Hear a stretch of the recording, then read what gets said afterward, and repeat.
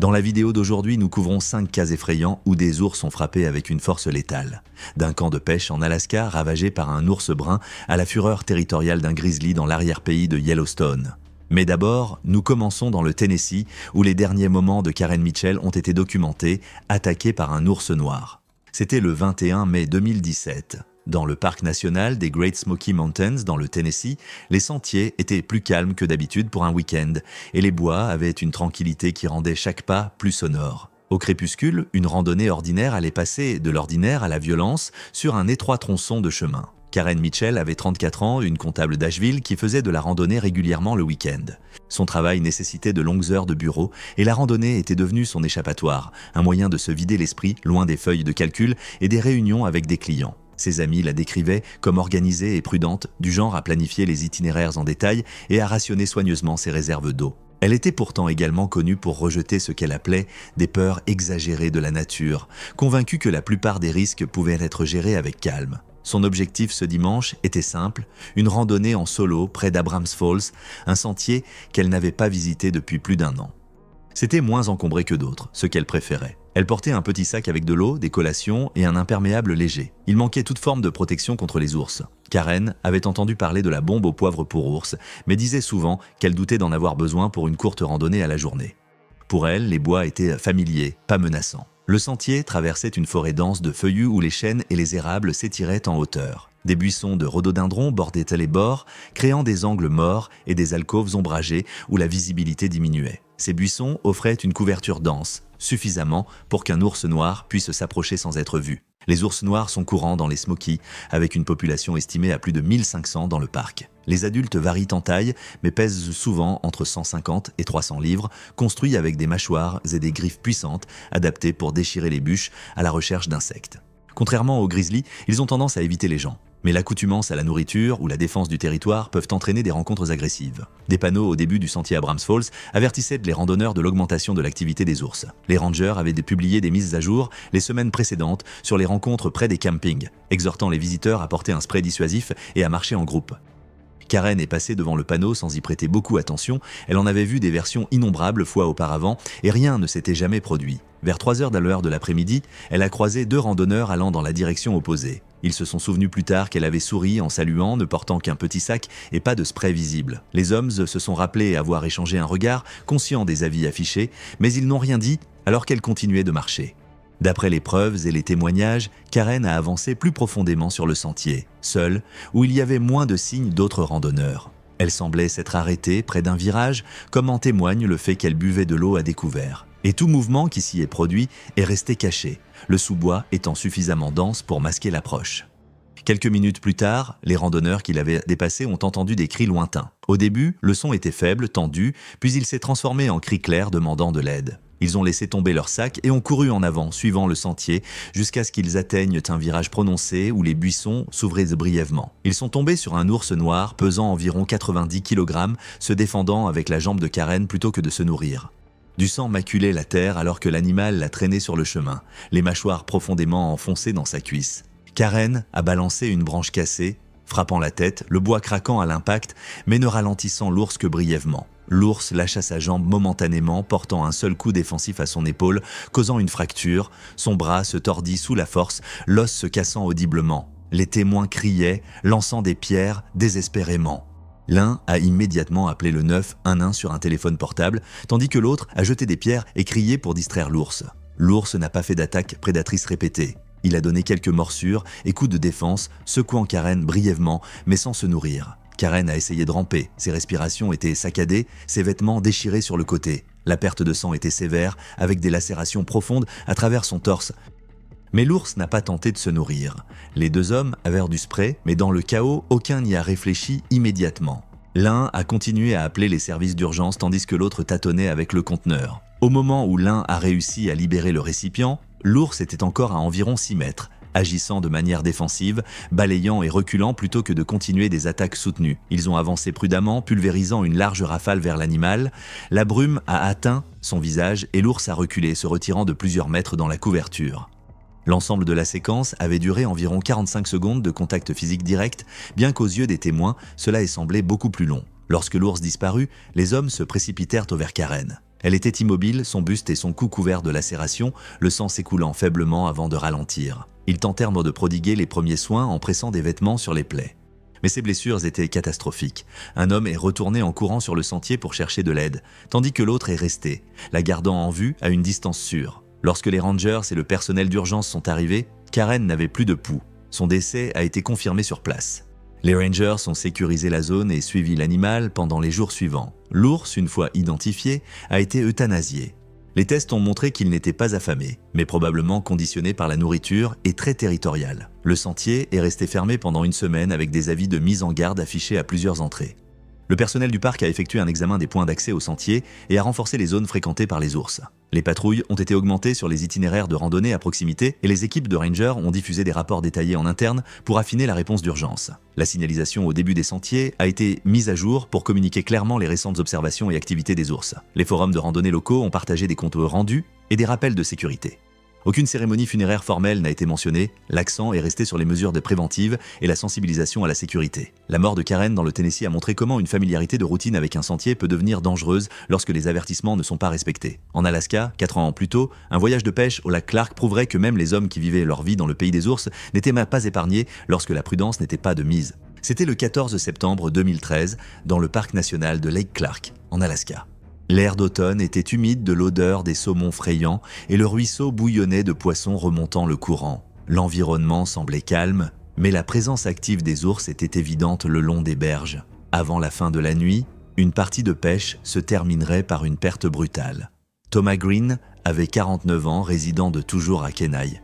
Il travaillait comme concierge au lycée local, un emploi qu'il occupait avec une fiabilité discrète. Ceux qui le connaissaient décrivaient un homme de peu de mots, constant dans ses habitudes et rarement enclin à prendre des risques. Green trouvait sa paix en plein air, souvent à pêcher les dernières remontées de saumon en septembre avec son cousin Mark. C'était moins une question de sport qu'une question de rythme, de monter le camp, de cuisiner sur un feu et de revenir avec des glacières de poissons pour le congélateur familial. Green n'était pas imprudent, mais il avait peu d'expérience directe avec les plus grands prédateurs de l'Alaska. Les ours étaient quelque chose qu'il lisait dans le journal ou voyait de loin depuis l'autoroute. Il ne portait qu'un couteau dans un étui et une bombe anti-ours qui restait rangée dans son sac à dos. Pour Green, le voyage était routinier, une continuation d'années de tradition automnale. La présence de rivières pleines de saumon lui donnait la confiance que l'excursion était davantage sur la pêche, pas sur la survie. Cette croyance a influencé la décision de rester près de l'eau au crépuscule tandis que son cousin s'en éloignait.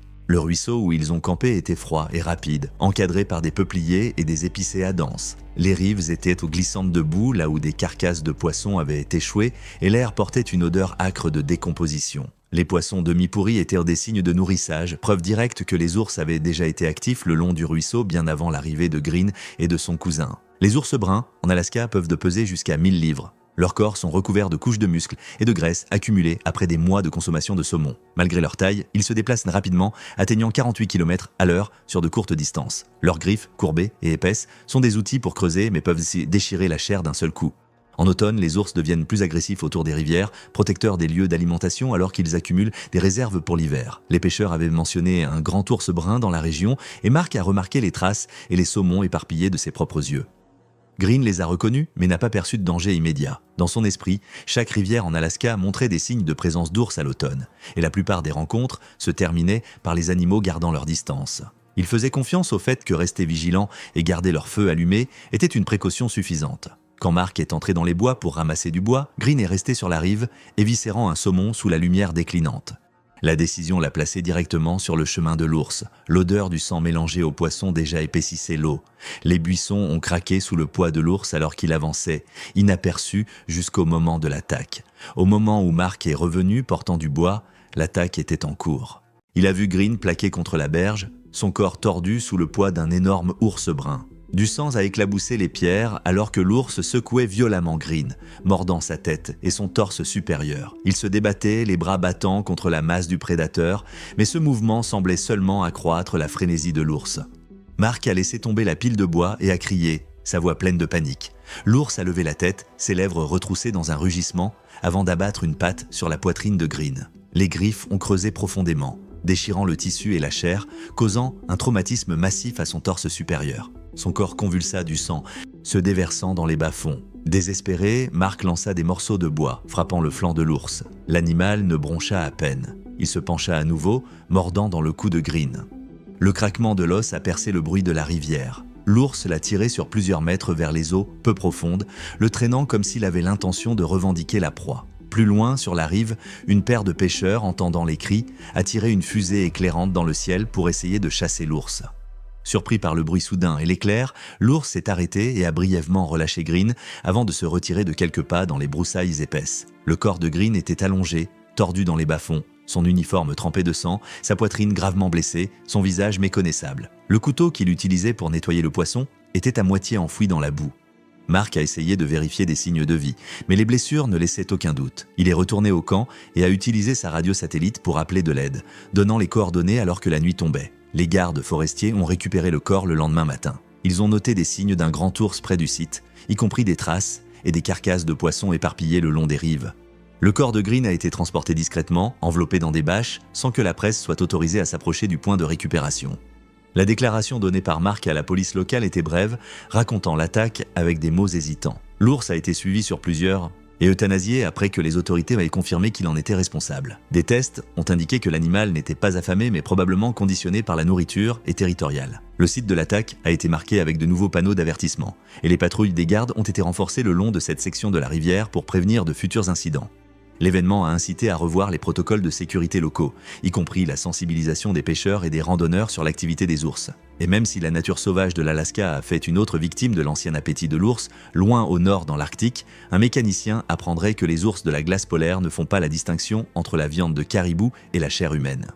C'était le 3 août 2018, à Resolute Bay, Nunavut. Le soleil était à peine descendu sous l'horizon, laissant le ciel baigné d'un crépuscule pâle qui ne cédait jamais à une véritable obscurité. La toundra arctique était froide et balayée par le vent avec peu d'abri, et le calme masquait un danger attiré par l'odeur de la charogne à des kilomètres. Daniel Fraser avait 27 ans, un mécanicien d'Ottawa qui s'était fait une réputation dans son atelier pour être fiable avec les engins lourds et rapide avec des solutions que d'autres négligeaient. Il passait la majeure partie de son temps à travailler de longues heures, à économiser pour acheter son propre logement, et quand des amis l'ont invité à une chasse au caribou dans le Haut-Arctique, il a sauté sur l'occasion. Il était à l'aise avec les fusils, chassant souvent le cerf en Ontario, mais la toundra ouverte était un terrain inconnu. Le voyage était censé être à la fois un défi et une évasion, une occasion d'aller plus loin que les limites sûres de la maison. Ses compagnons, tous deux plus expérimentés dans les voyages vers le nord, lui avaient assuré que la prudence et la préparation comptaient bien plus que l'expérience. Daniel a fait confiance à ce jugement. Ils ont loué un petit bateau, se sont dirigés vers le nord et ont établi un camp près des étendues de gravier à l'extérieur de Resolute. Le paysage s'étendait morne et sans fin avec du gravier, de la mousse et des plantes de toundra clairsemées fixées au sol. Le vent balayait les plaines sans abri, et l'horizon s'étendait sans interruption dans toutes les directions. La glace de mer s'était retirée mais pas beaucoup, et l'odeur forte de la viande de caribou empilée se répandait facilement dans l'air glacial, attirant probablement le prédateur. Les ours polaires prospèrent dans de tels endroits. Les mâles adultes dépassent souvent 1000 livres, leur taille étant cachée par une épaisse fourrure blanche. Leur force de morsure peut écraser des os, et ils peuvent sprinter sur de courtes distances plus vite qu'un humain ne peut courir.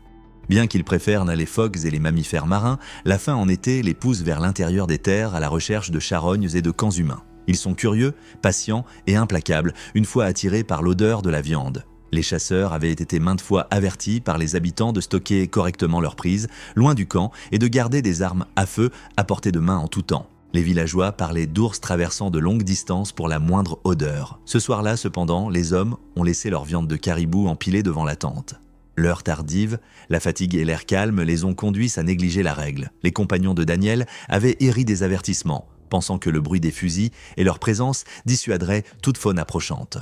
À 2h30 du matin, cette décision a attiré un prédateur à l'entrée de la tente. Le bruit est venu en premier, le grattement des griffes contre le gravier, suivi du léger bruit sourd des mouvements à l'extérieur. Daniel s'est agité, a attrapé sa lampe de poche et a ouvert la fermeture éclair de l'entrée de la tente. Son fusil n'était qu'à quelques mètres, mais dans sa hâte de vérifier la perturbation, il l'a laissé derrière.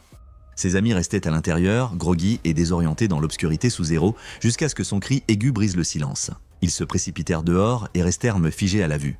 Daniel était déjà au sol. Un immense ours polaire se dressait au-dessus de lui. Les mâchoires de l'animal s'étaient refermées sur son torse supérieur, appuyant de tout son poids, tout en mordant de manière répétée plutôt qu'en secouant violemment. Son cri était aigu et brut, coupé par le bruit des côtes qui craquent. Le sang jaillit de sa poitrine lorsque l'ours relâcha et resserra sa prise, déchirant plus profondément le muscle. Daniel tenta de ramper, ses bras traînant faiblement sur le gravier, mais l'ours frappa d'un coup de patte avant, le retournant sur le dos. Ses griffes s'enfoncèrent dans son abdomen, grattant et déchirant alors qu'il le maintenait en place plutôt que de trancher net.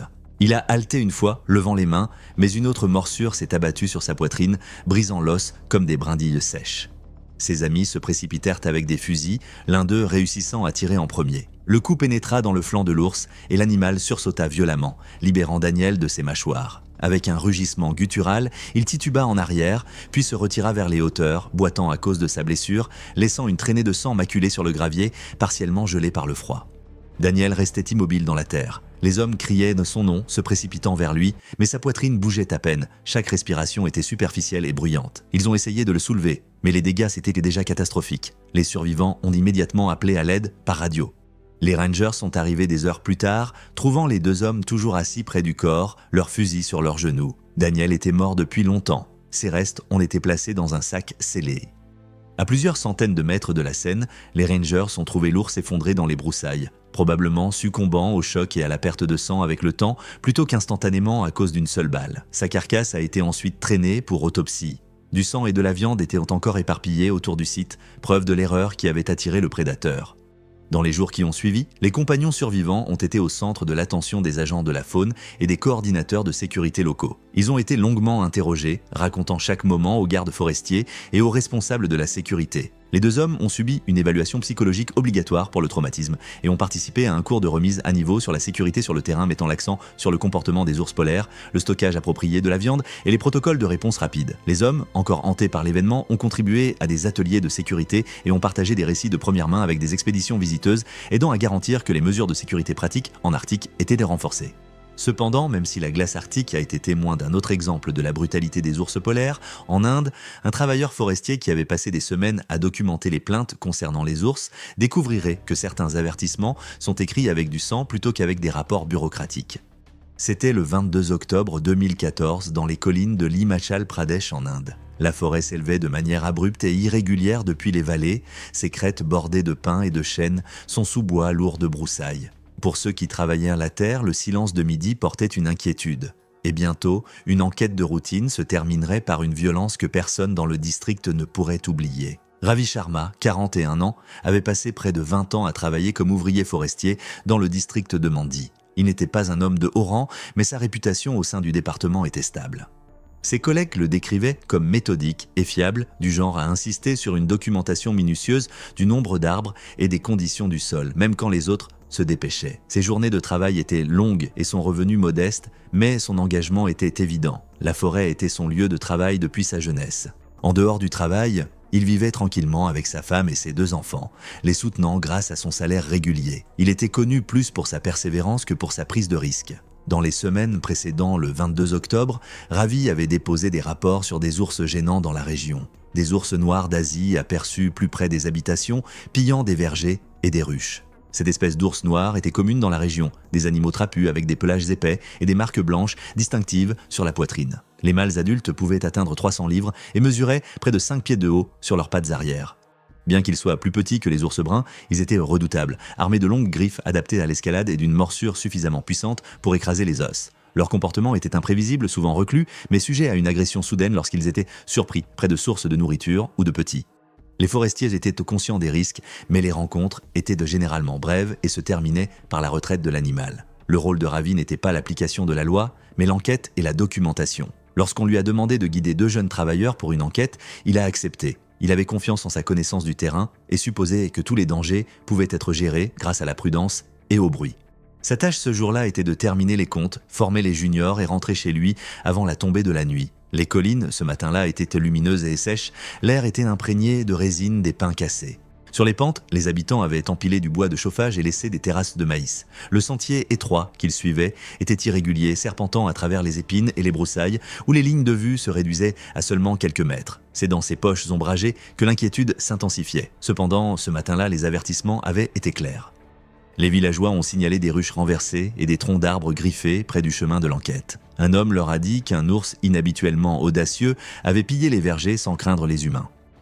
Ravi a reconnu les signes, mais a continué, rappelant aux juniors que les enquêtes étaient en retard. Les marques de griffes étaient hautes, gravées à près de 6 pieds de haut sur un tronc, preuve d'un grand mal. Pourtant, ils n'avaient pas d'armes à feu, seulement des bâtons et des outils d'enquête, comptant sur le bruit et la présence du groupe pour la sécurité. Vers midi, les juniors ont remarqué un silence s'installer sur la forêt. Les oiseaux qui avaient chanté plus tôt se sont tus. Les hommes ont passé des rayons de miel éparpillés, collants et brisés, jonchés de fourrure. Un junior a hésité, suggérant de faire demi-tour et de terminer le parcours plus tard. Ravi a écarté la préoccupation en pointant vers une crête où les comptes restaient inachevés. La décision n'était pas irréfléchie dans son esprit, seulement consciencieuse. Il voulait que le travail soit terminé intégralement. Ils ont continué vers la crête, inconscients que le miel éparpillé et la fourrure étaient le dernier avertissement avant que le danger ne frappe. Et d'un fourré à la base de la crête, un grand ours noir d'Asie a surgi à pleine vitesse. Les deux juniors ont dit que le son ressemblait à des branches se brisant successivement, suivi d'un rugissement profond. Ravi a levé son bâton en criant, mais l'ours a franchi les 10 mètres en quelques secondes. Il l'a frappé en pleine poitrine, le plaquant au sol avec son poids. Sa tête heurta le sol, ses bras immobilisés. Les jeunes se figèrent d'abord, puis virent l'ours refermer ses mâchoires sur le crâne de Ravi. Le bruit était sec et humide, les os cédant sous la pression. L'ours déchira son cuir chevelu et son épaule avec des morsures puissantes, arrachant la chair. Ravi cria, se débattant sous le poids. Sa poitrine se souleva alors que l'ours griffait vers le bas, entaillant profondément le muscle. Un coup l'a ouvert presque jusqu'au sternum. Les juniors ont crié et jeté des branches, mais l'ours a rugi en retour, tailladant encore le torse de Ravi. Toujours en vie, Ravi a essayé de pousser vers le haut, ses mains glissant sur le museau de l'ours. L'animal a mordu son épaule et le haut de sa poitrine. Un junior a saisi sa radio et a crié avec urgence pour demander de l'aide, tandis que l'autre lançait une pierre pour tenter de distraire l'ours. L'ours s'est brièvement tourné vers eux, les forçant à se retirer vers un terrain plus élevé, terrifiés, mais concentrés sur l'aide à Ravi. Depuis la crête, ils ont regardé Ravi convulsé. L'ours a mordu à nouveau son abdomen, enfonçant les dents et frappant de ses griffes en des attaques brèves et ciblées jusqu'à ce que le calme s'installe. Ce n'est que lorsque les voix lointaines des villageois résonnèrent dans la vallée que l'ours leva la tête. Du sang couvrait son museau. Il traîna le corps de Ravi sur quelques mètres, puis le relâcha, se retirant dans les buissons sans se presser. Les juniors restèrent sur la crête jusqu'à être certains que l'ours était parti. Ils descendirent lentement, leurs vêtements tachés de sang, là où ils avaient essayé de tirer Ravi plus tôt. Le corps était partiellement caché et gravement blessé. La récupération a eu lieu des heures plus tard, collectée soigneusement par les villageois et le personnel forestier à l'aide de tissus et de perches. Aucun responsable n'a parlé publiquement et l'attention est restée sur les jeunes survivants. Ils ont donné des déclarations au département décrivant les événements en détail pour aider les futurs protocoles de sécurité. Les funérailles ont eu lieu discrètement le lendemain matin en présence de parents et de quelques collègues. Les rituels ont été effectués rapidement sans s'attarder. Le département forestier a installé des pièges dans les semaines suivantes, mais l'ours n'a jamais été attrapé. La mort n'a été notée que brièvement dans les archives du district, rappelée localement comme une mise en garde contre l'avancée lorsque les signes de danger sont clairs. Les collines indiennes résonnèrent des cris finaux de quelqu'un qui a sous-estimé les prédateurs territoriaux. Pendant ce temps, à Yellowstone, un chauffeur de camion à la retraite de Idaho Falls allait apprendre que la curiosité concernant la récente proie d'un grizzly est un luxe que les morts ne peuvent se permettre. C'était le 5 juin 2015, dans le parc national de Yellowstone, Wyoming. Les prairies et les forêts portèrent le poids silencieux du début de l'été, les ruisseaux gonflés par les eaux de fonte, l'air vif de résine de pin. La lumière du soir s'étirait longuement et doucement sur les crêtes, mais derrière tout cela se cachait un risque que ni l'un ni l'autre des campeurs ne reconnaîtraient pleinement avant qu'il ne soit trop tard. Michael Lawson avait 52 ans, un chauffeur de camion retraité d'Idaho Falls. Ses années de travail s'étaient passées derrière le volant, transportant du fret sur les autoroutes du Montana au Nevada. Connu parmi ses amis comme étant stable et obstiné, il préférait les routines simples, les longs trajets, les soirées tranquilles et de temps en temps une partie de pêche. La retraite lui avait donné du temps mais peu de structure et il cherchait souvent de petits défis pour combler le vide. Le camping était l'un d'eux, bien que son expérience était limitée, cantonné au camping aménagé où le danger était éloigné. Son ami de longue date, Jack Nolan, l'avait invité à Yellowstone pour une semaine. Jack avait plus d'expérience en randonnée, mais ni l'un ni l'autre n'étaient des voyageurs expérimentés en pleine nature. Pour Michael, le voyage était une occasion de se prouver qu'il pouvait survivre dans la nature en dehors de sa zone de confort. Le sentier serpentait entre les pins tordus et les prairies ouvertes, où des élans paissaient à la lisière des arbres. Les ombres s'approfondissaient rapidement avec la tombée de la nuit, rendant l'intérieur de la forêt sombre. Une rivière traversait, l'eau bruyante sur les pierres et masquant les bruits plus petits. Les avertissements n'étaient pas absents. À la station de Rangers, des panneaux avaient conseillé aux campeurs de rester près des zones désignées et d'éviter l'exploration hors piste. Lorsque le duo est tombé sur une carcasse d'élan fraîche, partiellement recouverte de terre et de broussailles, l'instinct de Jack était de reculer. Cependant, Michael est resté, attiré par la curiosité de voir à quel point ils étaient assez proches de la nature sauvage brute. Ses pas vers le corps ont franchi la ligne entre une distance de sécurité et une intrusion. Les ours grizzly de Yellowstone sont parmi les plus grands prédateurs d'Amérique du Nord, les mâles pesant jusqu'à 317 kg et capables de courir à 56 km/h. La force de leur morsure peut facilement casser des os et leurs griffes, utilisées pour creuser et déchirer, mesurent de plusieurs centimètres de long. Bien qu'ils évitent souvent les gens, ils défendent agressivement la nourriture, en particulier les carcasses cachées sous la terre et la végétation. Jack a demandé de revenir, l'inquiétude montant. Une odeur de décomposition mêlée à l'odeur métallique du sang flottait dans l'air. La carcasse n'était pas abandonnée, elle était cachée. Avant qu'un autre avertissement ne puisse être prononcé, un mouvement brusque éclata. Le grizzly a frappé Michael, le projetant sur le côté dans la terre, serrant ses mâchoires sur son torse et griffant ses griffes sur son dos, causant un traumatisme grave. Jack regardait, figé, tandis que l'ours se mettait à mordre et à déchirer ses épaules et sa poitrine, fracturant ses côtes et causant une perte de sang massive. Michael cria, un son aigu et brut qui résonna entre les arbres. L'ours griffa son abdomen, déchirant le tissu et la peau. Michael se tordait, essayant de se retourner sur le ventre, les mains griffant le sol, mais l'ours le plaqua avec une force écrasante. Le sang s'infiltrait dans la terre, se mêlant aux larmes et aux tissus dans des lacérations profondes. Jack pouvait voir les mouvements de son ami vaciller alors que les blessures devenaient catastrophiques. Pris de panique, Jack s'élança hors de la clairière, traversant les broussailles et trébuchant sur les racines. Il courut vers le sentier le plus proche, criant à l'aide par-dessus le rugissement de la rivière, l'adrénaline alimentant son rythme désespéré. Ce n'est qu'après avoir atteint un endroit sûr qu'il a réussi à alerter les gardes forestiers qui sont arrivés après un retard dû à la distance de la zone sauvage, trouvant Michael grièvement blessé avec la carcasse partiellement consommée par l'ours. Les restes ont été soigneusement collectés par les gardes forestiers et retirés du site. L'ours, quant à lui, s'était retiré et a été suivi brièvement avant de quitter la zone. L'animal semblait en bonne santé, ne présentant aucun signe de famine ou de maladie. Après avoir confirmé qu'il s'était éloigné des zones habitées, les autorités ont surveillé la région, mais n'ont pris aucune autre mesure, conformément à la politique du parc visant à éviter l'euthanasie des ours qui agissent naturellement dans leur territoire. La nouvelle du décès a atteint les médias locaux mais ne s'est pas propagée plus loin. Pour ceux en dehors de la région, c'était une autre entrée dans la longue histoire des rencontres avec des ours à Yellowstone. Mais pour Jack, le souvenir n'était pas lointain. Le bruit des os qui craquent, la mare de sang qui s'étend dans la terre et le moment où les luttes de son ami se sont apaisées. Merci d'avoir regardé. Si ces rencontres avec des prédateurs mortels vous ont captivé, cliquez ici pour en voir plus.